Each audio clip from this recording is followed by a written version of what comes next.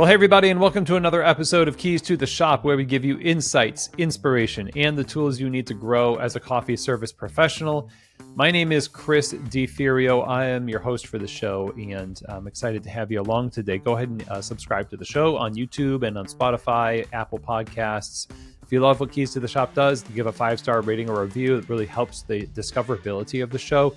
But it really helps especially for you to share the episode. So please go ahead and do that when you have the opportunity on social media. It really means a lot. And if you're looking for any kind of coaching or consulting for yourself and your management team to bring your cafe to the next level, to assess some issues that you might be having and need some help walking through, these are the kind of things that I do all the time. I do this through Keys to the Shop Consulting, and I love having conversations with people. So I would love to have a conversation with you. Just reach out, chris@keystotheshop.com, and we'll set up a time for us to meet, have a discovery call, and see what's going on. You could be opening a new cafe. You could have a cafe that's been around for 20 years, and you still need a little bit of assistance in or outside perspective on how are things going in my cafe? How can I make things better? This is what I am doing, and that's what I love to do. So thanks, and I'll be talking to you soon, hopefully. Now, today's episode is brought to you by our friends at Arto Brick, at Arto Brick on Instagram, and the Pacific Food Services Barista Series, plant-based beverages that we're going to talk about later in the episode, along with Arto Brick. So stay tuned for that. But right now, I want to talk to you about our guest today. And this is none other than the founder of Ruby Coffee Roasters, Jared Linzmeier. So Ruby Coffee Roasters was founded by today's guest, Jared Linzmeier, and Deanna Linzmeier in the fall of 2013. Their first roasts were in 2014. And they started this all from a garage in rural Wisconsin before moving to Nelsonville, Wisconsin in 2015. And the company has been established there ever since and has grown now their wholesale and online business, as well as their own cafe and tasting room that they operate. Ruby, they say, has colorful coffees, and they really live up to that name. Very vibrant, a lot of great complexities, a lot of backbone too, though. Roasting in a way that is roasted in a way that is accessible, but also delightful to the palate of the most snobby among us, right? Jared spent a lot of time working in the third wave progressive shops on the West Coast and in other areas before coming back to his home in Wisconsin to establish Ruby Coffee Roasters, and has just blossomed from there. One of the more respected coffee roasters in the United States. And I really am excited to share this conversation because we dive into the history of how this all started. That's what our Founder Fridays are all about, sharing the history of really great, impactful companies like Ruby Coffee Roasters. What I really enjoy, though, especially about this conversation, is the idea of what I just mentioned. It's that accessibility, the backbone that the coffees have, the approach to establishing oneself in a small town as opposed to a really large city, and their excellence and their standards and the way they approach hospitality. This is all on par and competitive with the best places you can go and the best roasteries you can buy coffee from, but it's serving this rural community and still making this huge impact. It's really encouraging, and it speaks a lot to the integrity that is undergirding so many success stories. And so as Jared unfolds the story to us about the development of the brand and the roasting, we also talk about his own development as a person and the struggles internally that he had in, different inflection points in the business's growth that forced his own growth and the team's growth. And so this covers a lot of bases, and I'm really excited to share this with you, like I said. So let's get right to it. Here now is my conversation with the founder of Ruby Coffee Roasters, Jared Linzmeier. Well, Jared, welcome to Keys to the Shop. How are you? I'm great. Thanks for having me. Oh, it's an honor to have you. I mean, it's one of these stories that, I hear from afar. I hear great things about Ruby. You're out there in the rural lands of Wisconsin making waves in coffee nationally. And I think it's great to dive into the story today. So I'm glad we can get connected. What?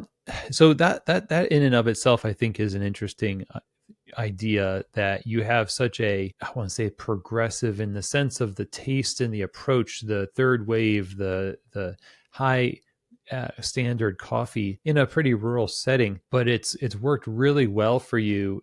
You've made a lot of impact with it. So what is it that drove you into coffee, and then especially what was behind the founding and the location of Ruby? Great. Well, that's a big question. I guess I'll start with getting into coffee in the first place. And so growing up around here, there weren't many options to go hang out in coffee shops. So just to be clear, I guess with Ruby, we started Ruby in the area that I grew up in.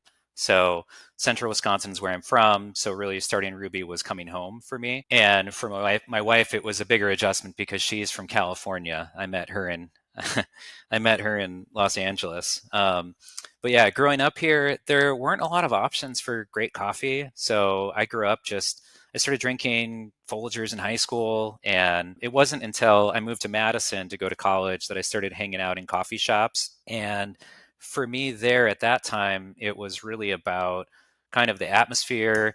I started understanding that different coffees were roasted differently and different origins had kind of different flavors. But even then, my understanding was very basic and limited. And so it wasn't really until I moved out to California that I discovered through Intelligentsia this whole other world of coffee. Yeah, I just got really excited about it. I became incredibly interested in kind of the convergence of craft and flavor and experience, craft with roasting, skill and experience with sourcing, and of course with growing coffee, and then the unique and amazing atmosphere that sometimes, these busy coffee shops can have. So I just fell in love with it. So that was about 2007. And I guess I had a bunch of experiences throughout the industry that ultimately led me down this path of wanting to start my own business back in Wisconsin, and sort of briefly touching on the what you mentioned about Ruby being in an unlikely place. I guess, for me of course it makes sense because I'm from here, but it definitely is out of the way. And I think, especially in the beginning, one of the ideas that resonated with me was the ability to sort of focus on who we are and what we're doing and limit the amount of distractions. So when you're focusing on who you are and what you do, you're also pulling from a lot of your experience in coffee that you wanted to bring into what Ruby was. So you worked with Intelligentsia, you have this concept of the industry from rubbing elbows with a bunch of different people with ideas about coffee in a time where, that's what the industry was, a lot of ideas. And not a lot of, sometimes not great ideas, sometimes revolutionary ideas. And from all of that, you distill kind of like the identity of, here's what Jared wants to do. And then here's where I want to start it. How do you translate all of that history and understanding into the context of your hometown, making it your own identity instead of trying to just kind of like import a coastal coffee concept into a Midwestern state? Yeah, well, you start small and focus on coffees that are, for me, it was about coffees that I loved, and also so a flavor profile that for me was exciting, which I guess like some of the early coffees that we sourced from for Ruby were Colombia Nariño, Aguacate. That was an amazing coffee. And so, it was about the coffees and the sort of traceability, transparency, all of the things that I had grown to appreciate about that wave of sourcing, but then also roasting them in a way that was accessible. So I think accessibility is kind of a big thing Hmm. about the Ruby flavor profile.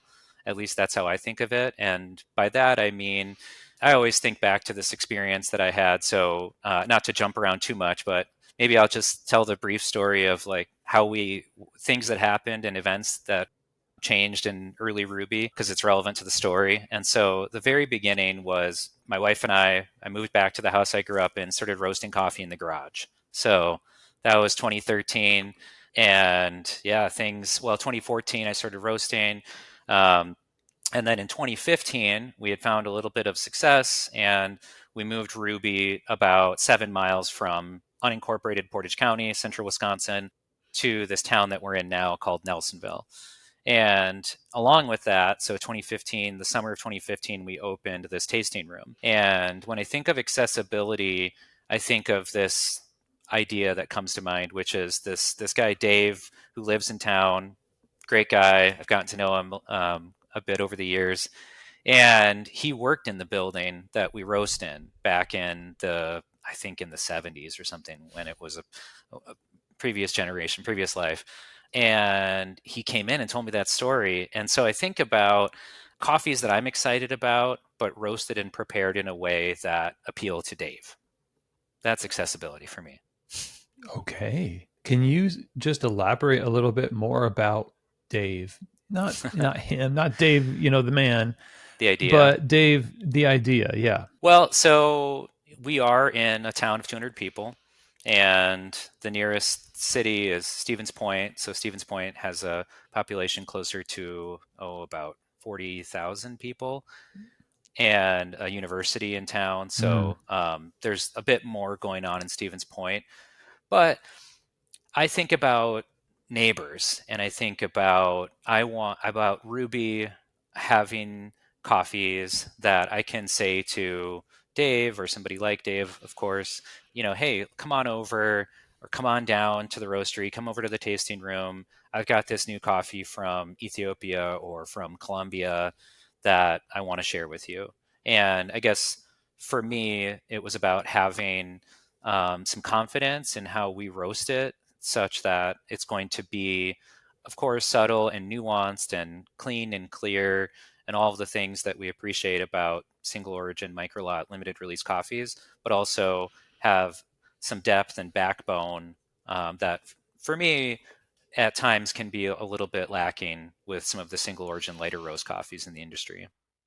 Okay. So the depth and backbone part, there's a little bit of a concept around if you get close to that. And I guess I'm understanding that kind of that depth that you're talking about to be something of an indicator of a well-developed and more highly soluble product. Mm-hmm. Something that's easy for the average person to extract and not have to purchase like thousands of dollars of gear to actually extract correctly. What is it about the approach to this that is hard for some people? Where is it fear that it's too roasty, it's too dark, it's too, I'm embarrassed to serve it because lighter is better? Was that a narrative that you needed to kind of butt up against and overcome yourself, or it was not a problem at all for you? Yeah, absolutely. I think overcome is such a great word to use in that context. Yeah, 100%. I think there was a period of time where and in some cases it still exists in the industry where sometimes we're not really roasting for ourselves. We're roasting out of a little bit of fear of some blowback that, I mean, I try not to do that at Ruby. I don't think we do that, but I think that it does drive some decisions about how you're presenting a coffee to the world, is that you're seeing it through the lens of what the industry is sort of asking you to do. Oh wow. And so the industry is asking you to do it. And that might not have been much of a statement back when we weren't as connected, I suppose. But today, the industry presents itself very ubiquitously through computers and subscription models. So you have your coffee and subscription models out there distributed to doorsteps across the country and probably internationally as well. But now the industry versus Dave. The industry versus Dave, by the way, is a great like movie or documentary we need to make. Comic. Will are we up against a harder sell now against our desire to fit in the industry versus serving a customer? I don't think so. I think now the industry, like this thing is blown wide open. I think that there's a lot broader of an acceptance for all roast levels, and people can buy really whatever they want, and there's plenty of room for everybody throughout the space. But I do think that back then, thinking back, 12 years ago, that there was some pressure to try to err on the side of underdeveloped. Yeah. Yeah. A lot of times through conversations, I've probably, I don't know if this is correct or not, but some of it has to do with, not knowing exactly how to do at that point collectively, even not individually per se, but maybe the darker coffees or more developed coffees well. So let's stay away from that because it feels like if we're just kind of learning how to roast as it is. What is it that you did to kind of get your skills developed to the point where you could do this in a pretty confident way in terms of roasting? I mean, how long did it take you to be pretty confident in that? Yeah, I mean, that's a great question. I think that if I'm being honest, it's something that we're still working on and practicing. And I think for most people to be truly excellent at roasting, that's kind of how you have to approach it, is that you're always learning and always exploring and always trying to be better, always seeking out things that maybe just don't quite hit that spot.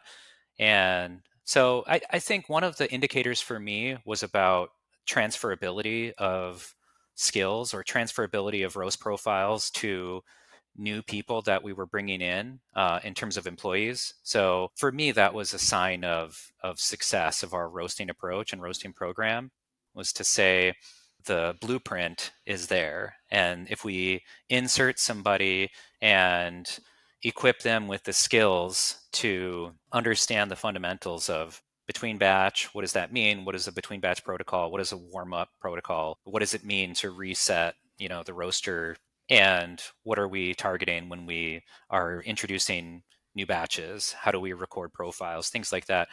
But I think the main idea being that being able to, if somebody takes a week off of work or they're out for a few days and they come back in, being able to plug them back in, for it sounds basic, but to me that was a really big moment of success with our roasting program.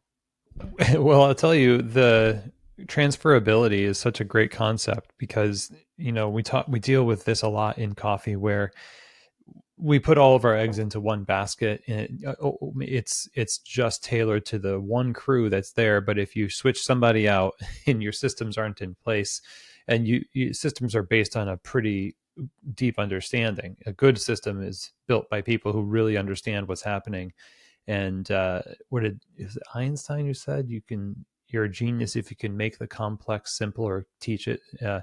I'm no Einstein, obviously, but the point is that if you're talking about Dave and the Midwestern palate, I mean, there's a lot of value and consistency of a flavor experience that big coffee roasters that we would bulk at, just Folgers and all that stuff, they put a lot of money into consistency and protocol. It's good for them, it's good for us. So one thing I'm interested in is you started to really establish yourself as a roaster, and then you open this tasting room. During the hosting of people in the tasting room, what kind of a shift in dynamic of presenting coffee to people was there? Because if you're just a roaster, you're not often hosting people, but so there's an additional hospitality element. How did that experience kind of seed the ground for some of what now is a retail experience, a full retail experience? I loved that. I loved that era, and it was so fun. For me, I think one of the things that I thought that I was watching that I thought was an indicator that Ruby could do well here was the growth and success of the craft beer movement. Hmm. And I watched in this area, we have several really successful breweries. And when I would come back and visit, I would sometimes stop in and check them out. And it's just, they're packed. And people were really tuned in, tasting flights of beer and doing tours and asking questions about, how does this factor influence flavor? How does this factor influence flavor? How does this compare to, more broadly bigger batch beers, things like that, broadly available beers? And I was like, man, the people are here, that the culture is here to reach them, to have the opportunity to connect with them over this other beverage and talk to them about, and it is a farming and agricultural community too. So both small and big. So we have a lot of the community supported agriculture is really big here, where you go pick up your CSA box from your farmer and you get their unique peppers that they're growing, and fresh eggs and all that stuff. And so there's this, the foundation for understanding and eagerness to learn is all there, and you just needed to insert the opportunity. And so the tasting room was kind of that opportunity. It was like, okay, so we're roasting all week, and then we open the doors and people come in and they're like pumped. And they're like, I can't believe you're here. Plus, I mean, it's part of this broader story too about small town America.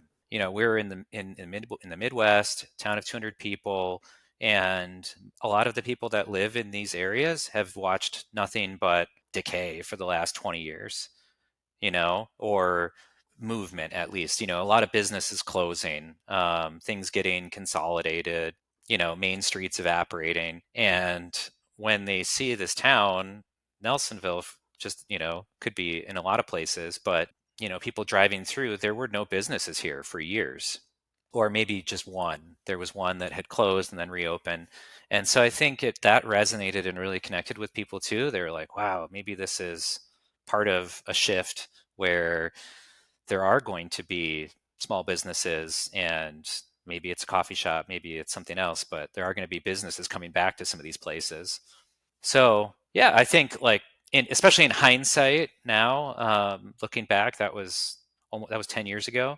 So it's kind of crazy to think about, but I think people, I didn't see that side of it entirely. I was focused on Ruby, like we're doing it, we're roasting coffee, we're, reaching people, it's working. Everything, yeah, everything. I'm buying coffees that I'm excited about, and we have wholesale accounts.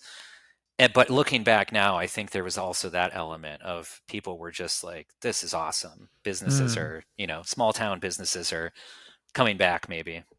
I like that you've said this because I've seen such a resurgence in middle American rural coffee shop concepts in places like you're describing.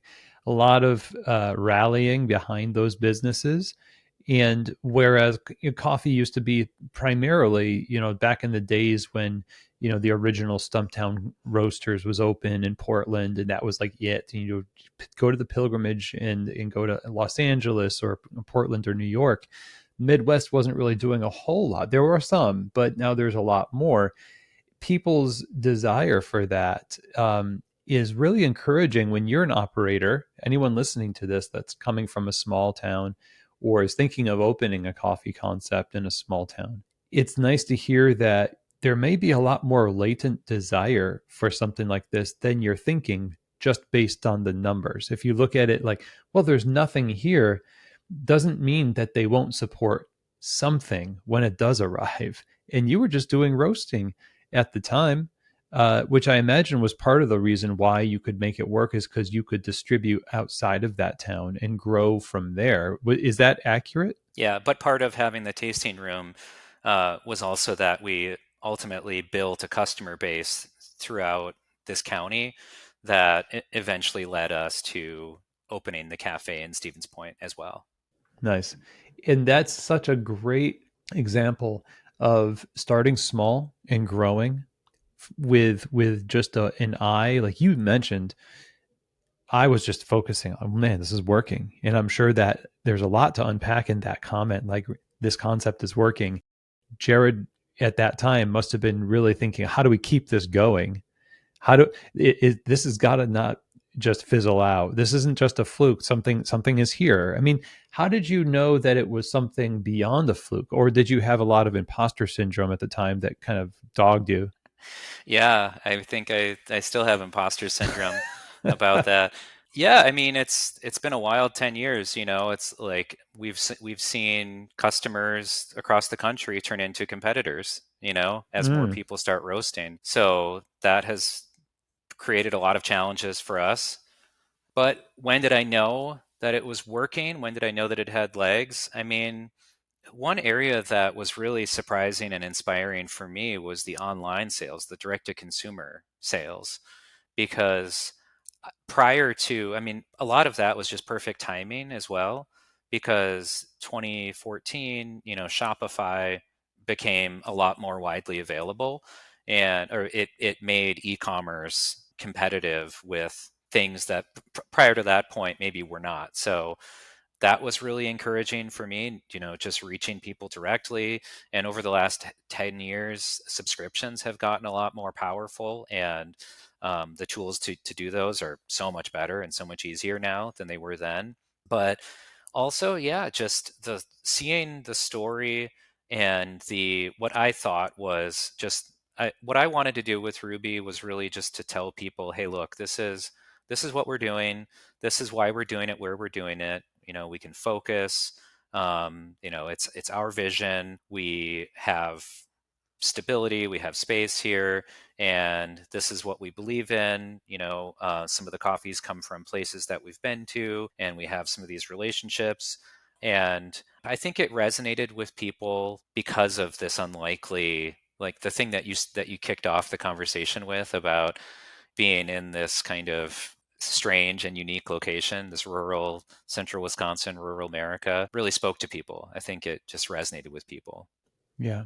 Yeah. You're talking about having also a group of people around you that were helping you to build this. Tell me a little bit about how you went about hiring people with similar mindsets that gained momentum for the company as you all work together to start this from the ground up. Yeah, well, we've had an amazing team of people over the years, and some of them came with awesome coffee perspective and coffee knowledge, and saw in Ruby what they felt was important to contribute and build on. Meaning, you know, they were excited about how we were roasting, or excited about the coffees and being able to work with such special coffees. Or so we had some people that came from that perspective, and then we also had quite a few people that came to us from, I mean, it's funny, now we've had several people that were small local farmers that started working with us initially as a seasonal job in the winter, helping in production, meaning, you know, packaging coffee, and they just fell in love with everything that we're doing, and Nice. turned into full-time roles, and some of them have been to coffee farms now. And yeah, that's amazing too. So that's one of the things that, you know, I've had to learn and build in myself, is the leadership side, and understanding how to set people up for success. Well, tell me a little bit about that moment where it was kind of crystallized for you that this was going to be yet another learning curve similar to roasting Hmm. to be a leader of people in this business. Yeah, well, I mean, I think anybody who's done business realizes that you get to a point where you can't do it all yourself. And Mm, if you know, if you think you can, you're wrong, and or that's unsustainable, and or you're limiting what the business can ultimately become. yeah. So, in order for it to flourish, you need to let go, and you also need to empower people. You need to trust them, and sometimes that means letting them fail. I mean, within reason, within acceptable parameters, you know, Sure. and letting them fail in a way that they feel is safe. You know, I guess I'm thinking in part of like roasting, right? When somebody's learning how to roast, there's always blown batches, and you know, just letting people know, look, that's part of the process. It's okay. I'm not mad about it. It'll be fine. And but yeah, anyway, sorry, what was the Well, I guess question? I'm just that's getting really into the question, which is more or less about what were you thinking in those moments where it became clear that this was going to be some of a personal challenge to be a leader of people, you've got the business, you know how to roast, you know the coffee industry.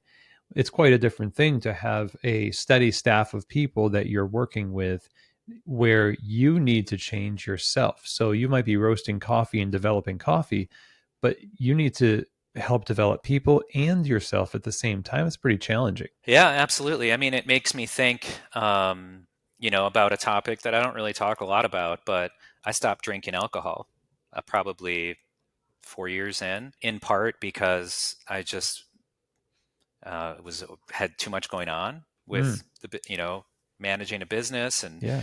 trying to when you're the business owner, there's never really an off button, and so you're thinking about things all the time, you're working on things all the time, and especially at that phase of the business, when I think back to a lot of big decisions, buying a bigger roaster, investing in build outs, in all the things that go with that, making decisions about how we're going to approach wholesale, and yeah, buying espresso machines for the tasting room, thinking about adding a cafe. It's a lot of stress and pressure. And I just had this kind of, I guess, revelation or moment of clarity where I was like, if I'm going to be the best at this and at trying to sit in meetings and work with people, and kind of back to the question about developing a team, I was like, I just, need to remove alcohol from the equation if I'm going to be the Mm. best version of myself. Wow. Congrats, man. That's awesome. I think that's a huge move, but it's a lot of self-sacrifice because you had the idea that there's a promise of some kind of the better version of yourself, the better version of your business. And no doubt that, it wasn't easy to do so, but you probably saw some fruit from that decision pretty quickly, I bet. Yeah, well, especially being a father as well. There's Yeah. a lot of other things going on in my life where I need to be the best version of me. But yeah, I mean, health, that's also part of my journey, is finding balance with the business, and part of that too is not just letting go of alcohol, but finding other things like exercise, and going on bike rides, and recognizing too that, like, okay, if I want to find time for that, I can't wake up at 6 a.m. feeling hungover. Like, I need to be able to sleep and recover and try to fit Mm. everything in. Well, hey everyone, it's Chris. I just wanted to take a moment here to talk about our sponsors today. First, I want to talk to you about Arto Brick. So, Arto is over at arto.com, but a better place to go, I think, is over to their Instagram account at Arto Brick. Armin, the owner, reach out to him. They're the ones who will help you make your space stand out. Bricks, tile, stonework, hard surfaces. They make what is in your head, the creative ideas that you've got about your space, come true. They can make it. You dream it, they can make it. Just go to their Instagram account and see for yourself. I got to go to their facility in LA. I got the whole tour by one of Armin's sons, and it was really cool. I mean, they make all of that stuff there in LA, and they've been doing that for now. It's the second generation running Arto Brick. So check them out at Arto Brick and Instagram. So also we're sponsored today by the Pacific Barista Series. So this product, the Barista Series, this is a plant-based performance beverage created for baristas. It is tested by world-class baristas and continually honed and tested for decades now. They have been the choice for baristas around the world because it stands up to the heat from steaming, has great texture for latte art, and also it keeps the flavor balance focused on the coffee as the star of the drink. So check them out at pacificfoodservice.com to get samples and try it for yourself. I think you're going to be pleased with what you taste. Okay. So again, pacificfoodservice.com. Saying no to those things allows you to say yes to better things. But I imagine it's also able to allow you to say no to other opportunities in the business. So you're exercising this future forecasting mindset and some delayed gratification, some self-discipline. How did that translate to being able to provide balance when it comes to scaling the business itself? Because a lot of people take on a crap ton of stuff and then they were like, why did I knew I could do it. I wanted to prove it to myself, but now I hate it. Yeah, well, I think having my priorities oriented in the right way as we were scaling helped me identify the things that I wanted to maintain throughout that process. So for me, I guess it introduced some clarity around the non negotiables about the time that I wanted to spend with my family, the kind of dad that I want to be, and some of the sacrifices that I was not willing to make in the name of the business. Hmm. So I guess it did. What I'm acknowledging is that there probably was some compromise. There's a lot of pressure. There's always more travel I could do. There's always more sales, phone calls, and it's tough because I think I have a hard time sometimes turning that off and ignoring it.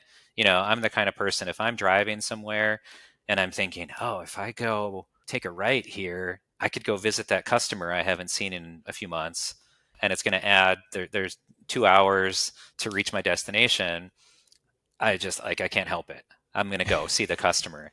So that's my default, but which is great. I mean, you have to maintain those connections, maintain those relationships. But I guess what I've tried to do is to say, okay, sometimes that's someone else's job. Sometimes I have a person in this role to connect with that customer, and that's their job. And I need to be able to turn off and just drive where I'm going and not make that detour. Yeah. Well, that is, I guess maybe tell us everything was okay when you said no, right? You're still here. Business is still here. Yeah, saying no is really critical. I think saying no, being able to say no, was really a key thing about the how and why behind Ruby being in Wisconsin. Saying no to, I mean, when anybody's starting a business, I'm sure you hear this from all kinds of people, but everybody comes to them with ideas about, hey, can you do this for me? Can you, if you do this, it's going to lead to this, or this kind of exposure, or if you just tweak your roast a little bit and reduce the quality, I can guarantee this much. And, just saying no to that, saying no, that's not part of what Ruby is. That's not part of what I'm trying to do. That's not how I want to be spending my days. I don't want to be chasing customers down the ladder of, competing for what's cheapest, and saying no to things like that. And I think I'm not saying it's easy to do here, but especially in the beginning, when my overhead was low and I was roasting in my garage, it's like, Yeah. I don't have to say yes to that. But if in my mind, and maybe this is incorrect, but I worked in big cities and I know what rents are like, and I understand the pressures of paying the bills, and it's harder to say no when you have some of those extra pressures. A lot of people have said that it's easier to say no, I suppose, than when you know what it is you're doing, what you're going for, and what you've accomplished, I guess. And as you went, I imagine that became a lot more clear what you were accomplishing. What's the goal for everything that you're doing? There's that question, unto what? What is this supposed to produce that is either lacking right now, or is supposed to add to something that is going to make me better? But what does better mean? Unto what? What is the Ruby concept that you can look back and say, you know what? We've done it, or we are doing it right now. Yeah, I think that's so important for people in general and business owners to pause and reflect on those successes. How did 5 years ago, when I was dreaming this thing up, what was the objective? Am I there now? Can I appreciate that? How does it feel now that I've reached that milestone that I had set previously? And no, that's an interesting question. I remember not that long ago, I was giving a tour to somebody here at the roastery, and it's easy to get caught up in the day to day. And I'm like, Yeah. oh, I'm stressed about this project we're working on. I'm like, I got all this equipment over here that needs to go somewhere, or a leak in the roof that I'm dealing with. But I had somebody say to me, just, this is amazing. Like, this space is this, what you've built is incredible. And they were like, is this what you envisioned when you were wanting this to start this thing? And I was like, actually, yeah, this is what we had. This is what I wanted. When I would lay in bed at night and like dream the Ruby dream, it was this kind, like it was this, and I'm looking at it right now. And we had in my mind like a roastery. We had enough space to store coffees that we loved. Maybe we had a public facing space where we could invite them in and brew coffees that would blow their minds, and also meet them where they're at, like not just blow their minds and be wacky, but say to them, oh, you love chocolatey coffees, boom, this is like the chocolatey coffee of your life. Doing it in a place that's surrounded by nature. I mean, we have a river. We have like this like Wisconsin trout stream running through our property. That I mean, there's like not infrequently I see people scooching down the riverbank with their waders on, going trout fishing. So it's pretty special. Why did it take that person to put you into that frame of mind?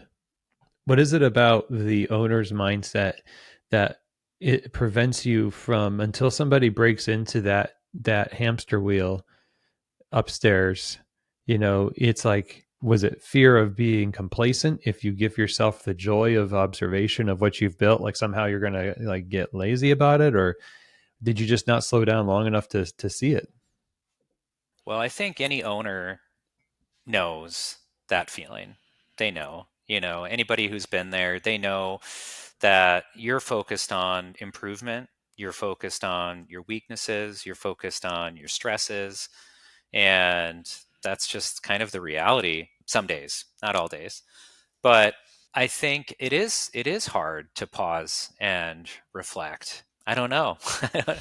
It's hard to say what that is. I think part of that is like that's part of it is the drive and the motivation, is that you're thinking about solutions, you're thinking about problems, and like that's kind of what drove me to want to start Ruby, was that I thought I had a solution, thought I had this idea and this problem that I could address by building Ruby. With that sort of problem solving mindset, you're in it some days, and so I think the key is to find the balance. I mean, I think that's where it comes down to empowering people, having a great team, having people that you can trust to take on some of those other stresses, so that you can focus your energy and my energy on those creative things, the things that we're really best at.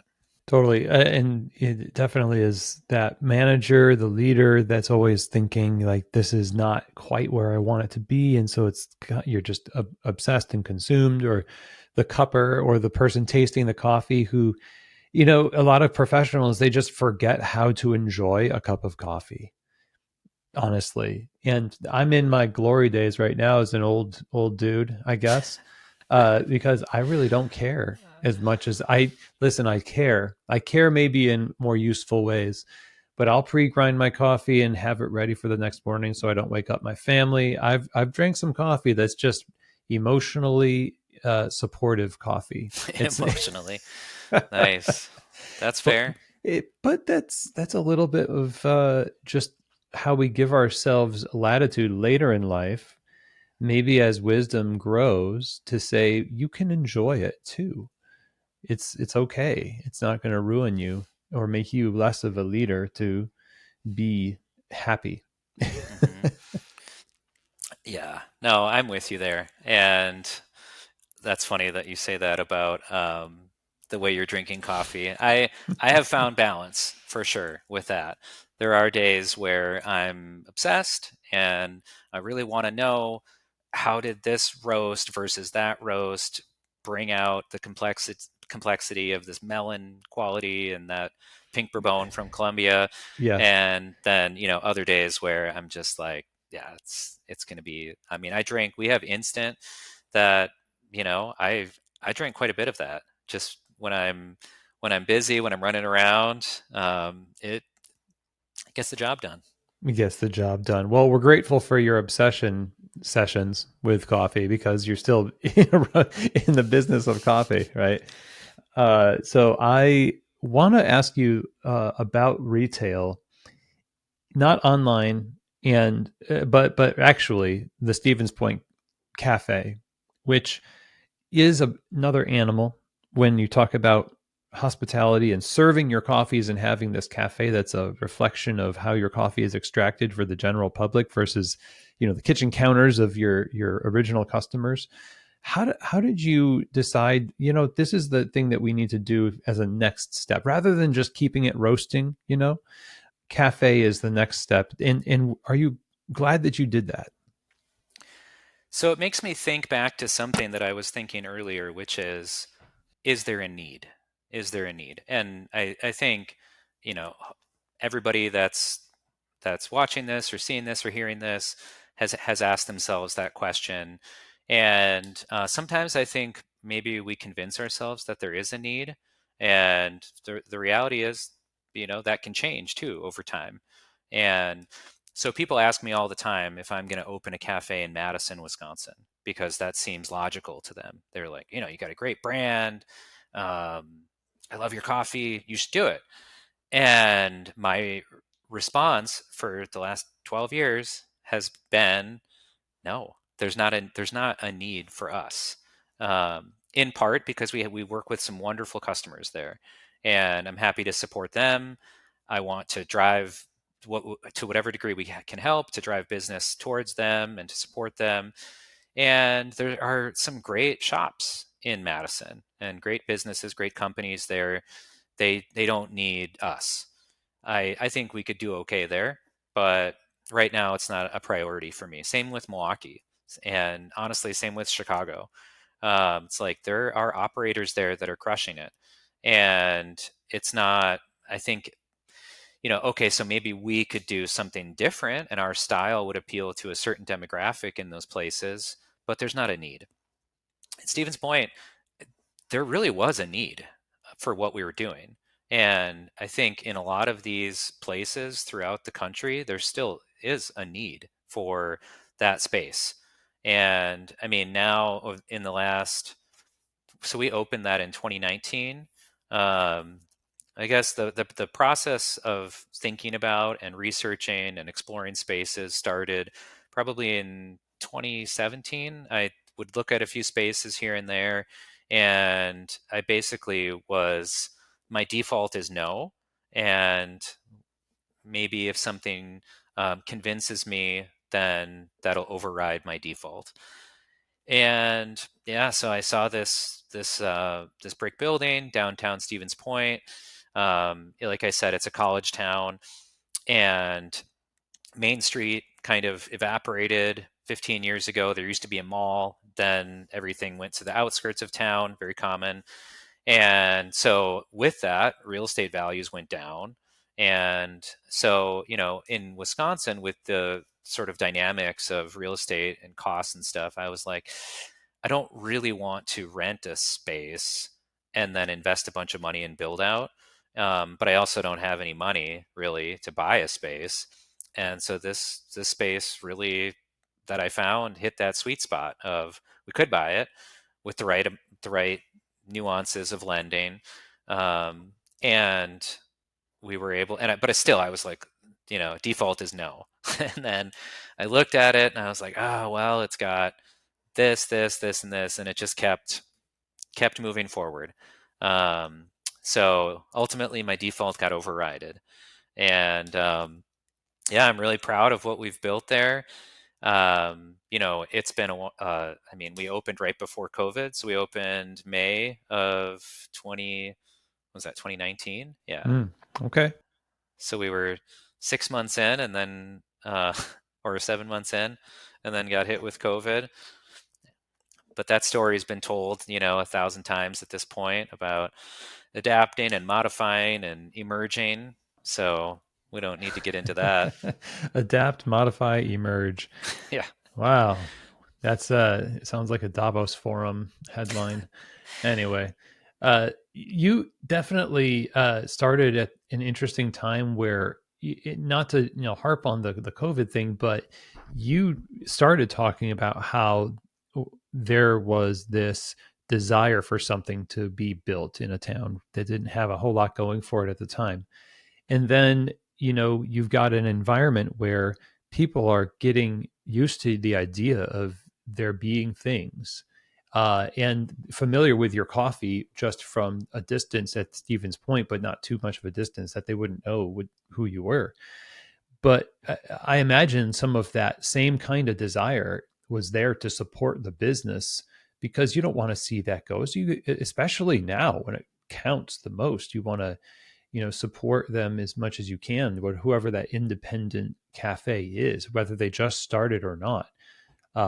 Did you experience that same kind of this is ours kind of entity or kind of emotion?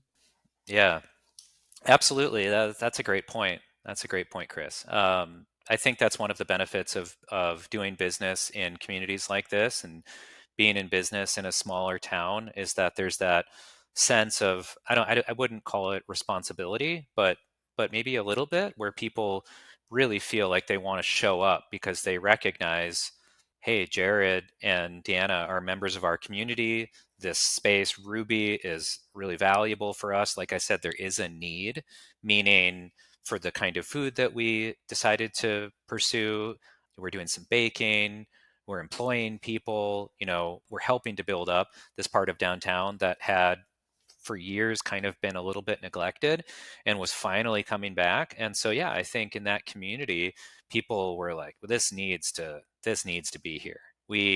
And for it to be here, we need to go out of our way to go buy a cup of coffee and go through the COVID COVID restrictions of how we do that, and support us through that process. So yeah, absolutely. I think it just goes back to identifying what it means for there to be a need for that concept. Yeah. Let me ask you about the operational tools and values that drive the whole thing now. When you think about now a roastery, a cafe with baristas, there's a lot of moving pieces now.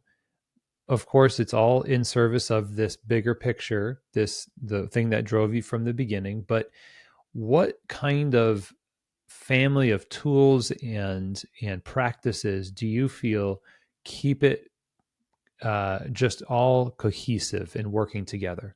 People, meetings, sitting down and listening those are all huge things. I think that it's easy to well, it's just hard. But what I was going to say is it's easy to kind of like get into a rhythm, and it's funny because tools help, but they also limit us. And so I'm thinking about like Slack, right? Everybody's on Slack. I love Slack. Slack, don't sue me. It's limiting because you think, okay, well, I posted it on the general channel and somebody's going to see it, but it also, I mean, there's communication issues that can come, like somebody can misinterpret how something gets communicated on a channel like that. And so I think it just highlights the importance of having human face-to-face physical meetings where you're sitting down and you're hashing out some of those things and listening and throwing out ideas and helping people to see and understand different perspectives that might get overlooked if it's just posted on a channel like that. So that's one thing.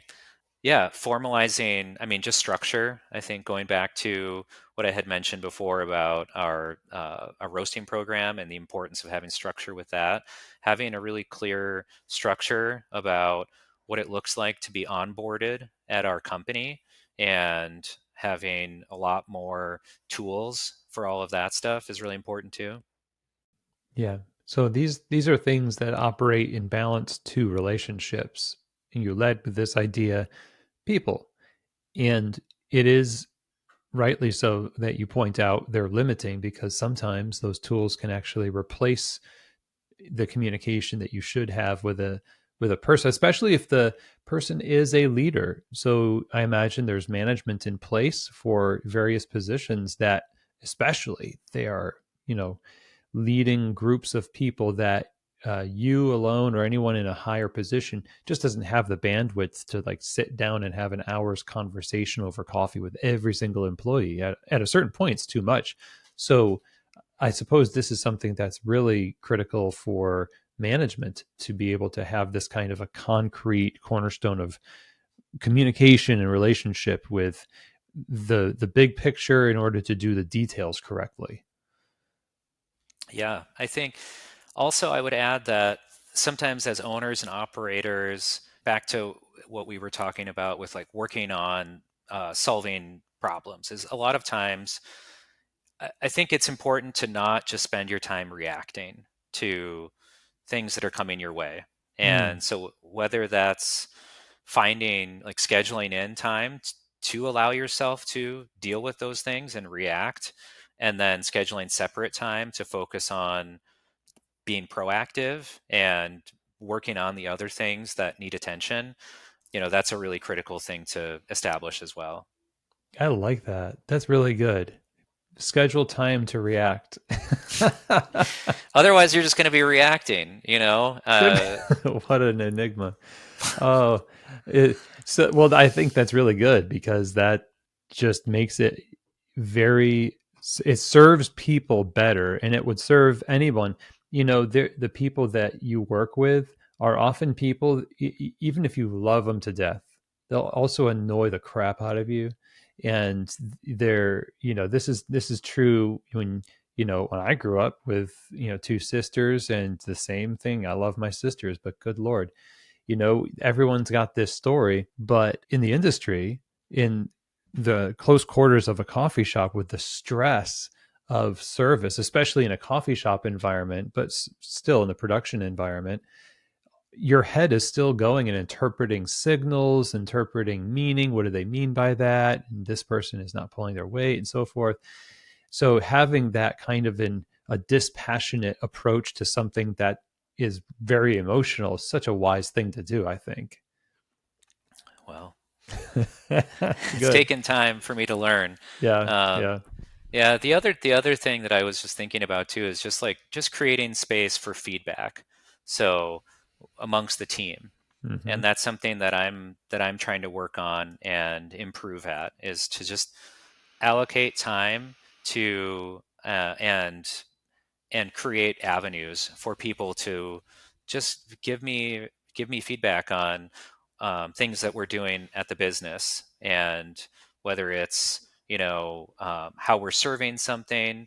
Like maybe there's some confusion about, I encountered this thing, for example, where we bought this machine at Nelsonville. We have a little, I forgot to mention that. So we opened a small tasting room 2.0 at Oh, in Nelsonville. nice. It's only open on the weekends.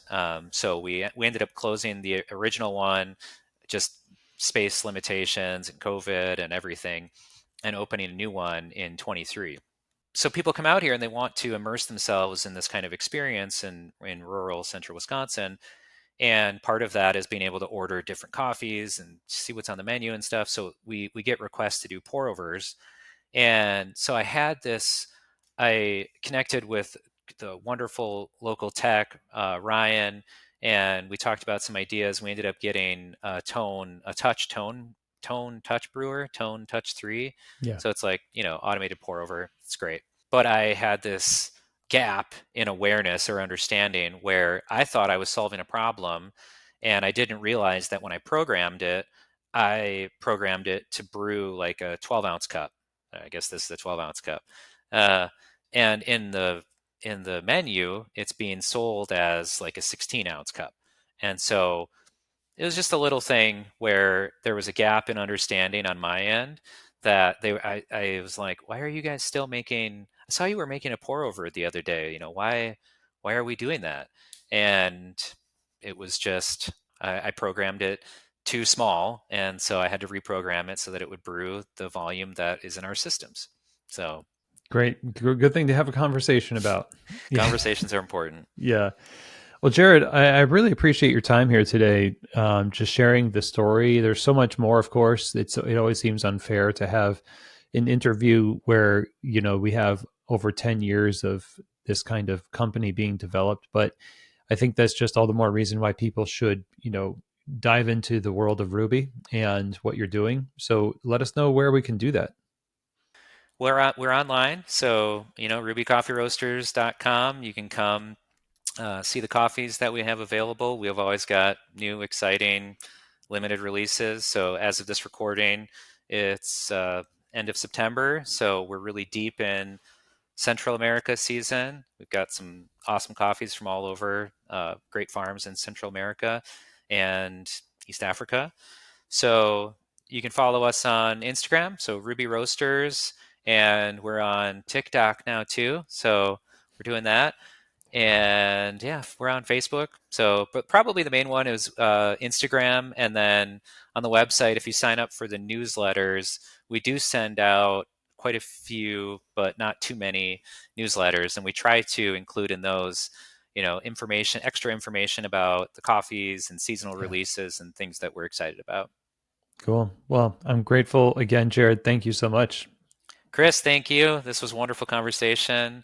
That was really enjoyed it. It's fun talking to you. All right, everybody. Well, I hope that you enjoyed that conversation with Jared at Ruby Coffee Roasters. Go to their website, rubycoffeeroasters.com. Get some of the coffee in the mail to your house. If you're going through Wisconsin, you need to be trying to get to Ruby to experience the coffee in their cafe setting. But they roast some amazing coffee, and I love their story. And so a huge thank you to Jared for joining us on the show to kind of give us a tour of all of these years of building something as wonderful as Ruby Coffee Roasters. You can also check them out on Instagram at Ruby Roasters. Give them a follow. Again, rubycoffeeroasters.com is their website. So, one of the things I hope you take away from this is the idea that, Jared said, is there a need? I love the idea that we're basing our expansion and our participation in a community based on need, and maybe not so much based on I can do this, and maybe if it's not even needed, I'll do it anyway because it's good for me. There's something refreshing about that perspective. And actually the concepts of talking about saying no to certain things, but then being convinced of the yes based on our values, based on what we want to do. We want to serve a need. We want to be integral to the community. And I think that's something you could really draw from this conversation as maybe helpful for you to set a trajectory for how you relate to opportunities and how you relate to your community. Obviously, we don't have the ability to dominate everything. You don't have the ability to be the only coffee shop in town forever, even if you're in a small town. So the question is, what are you doing with the opportunities that you have, and why? Unto what? What is the purpose of this that is beyond just the opportunity to make money? Is it making a difference? And that's something that can actually sustain you through the work when it gets really difficult. And of course, it does get difficult, right? So I think Jared's words there were really helpful as well. Just something I took away from this personally. If you have any questions or comments about today's episode, feedback, send them to chris@keystotheshop.com. If you want to reach out about consulting or coaching, chris@keystotheshop.com. And I hope that you're all going to have a great weekend. Thank you for joining me on another Founder Friday. And as always, I hope that this episode has truly given you keys to the shop.